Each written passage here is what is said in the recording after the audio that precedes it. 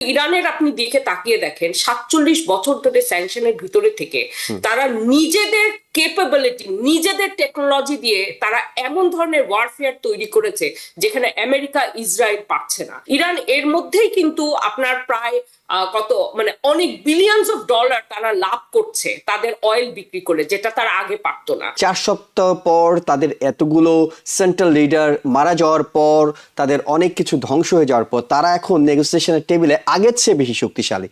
মানে আপনার কাছে কি তাই মনে হয়? হ্যাঁ, অবশ্যই আগের থেকে অনেক বেশি শক্তিশালী। কারণ তাদের তাদের লেভারেজ গুলো দেখেন, তারা হরমুজ শুধু না, তাদের অনেক অনেক, এবং তারা প্রমাণ করেছে যে তাদেরকে এভাবে করে বম মেরে ধ্বংস করা যাবে না।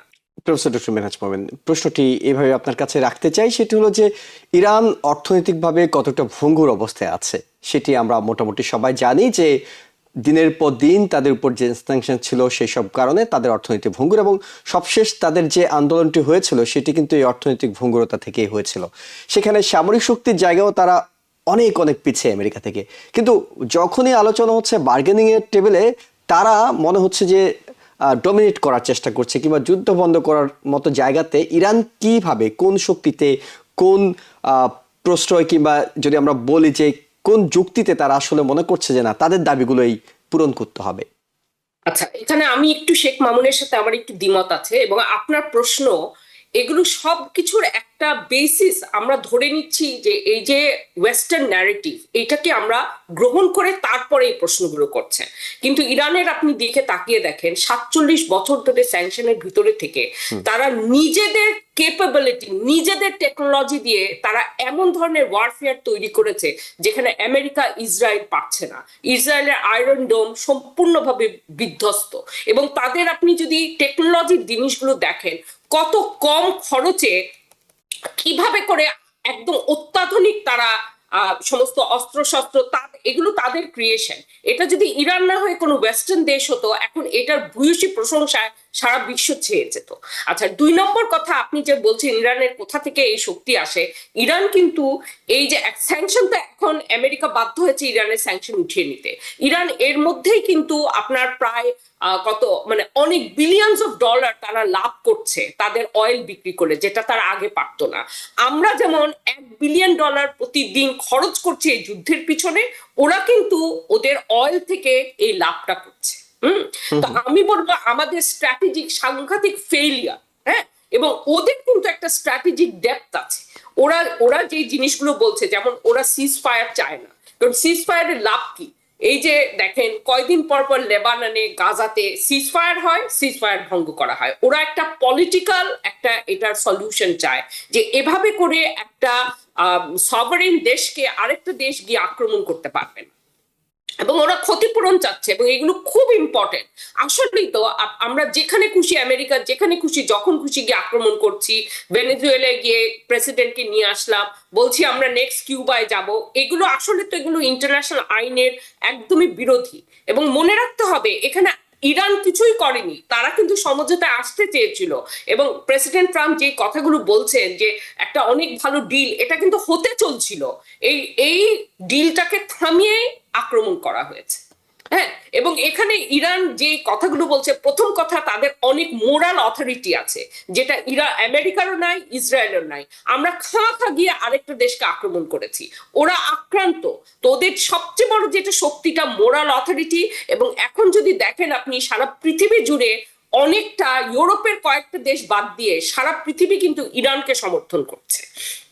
নট দ্যাট ইরানের এই সরকারের প্রতি মানুষের অনেক সমর্থন আছে, কিন্তু যেভাবে করে ইরানকে আক্রান্ত করা হয়েছে, বিশেষ করে যেভাবে করে এই বাচ্চাগুলোকে মারা হলো, সারা পৃথিবীর সহানুভূতি কিন্তু ইরানের। তো ওদের সবচেয়ে বড় আমি বলবো যেটা আছে মোরাল, যেটা সাপোর্ট।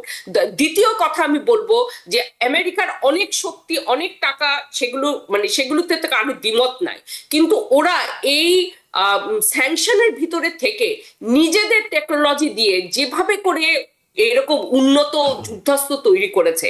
আপনি এটা চিন্তা করেন, এই যুদ্ধটা তো একসময় তো শেষ হবে। হ্যাঁ, আমেরিকা এবং ইসরায়েল আমাদের এরা কি করে বিভিন্ন দেশে যুদ্ধাস্ত্র রপ্তানি করে, এবং এই যুদ্ধে দেখা যাচ্ছে ইরানের যুদ্ধাস্ত্রের কাছে আমেরিকা এবং ইসরায়েলের যুদ্ধাস্ত্র আপনার পরাস্ত হচ্ছে।